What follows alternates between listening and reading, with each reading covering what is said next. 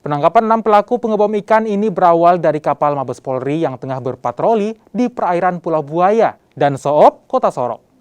Petugas pun menangkap para pelaku. Dari hasil pemeriksaan, para pelaku diketahui bukanlah warga Sorong. Mereka kerap menangkap ikan dengan menggunakan bom di sejumlah perairan termasuk Raja Ampat. Dari tangan pelaku, polisi menyita sejumlah barang bukti termasuk 35 bom ikan.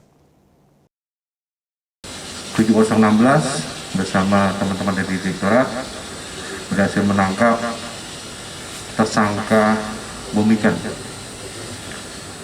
Untuk TKP-nya adalah di perairan antara Pulau Buaya dan Pulau Soop.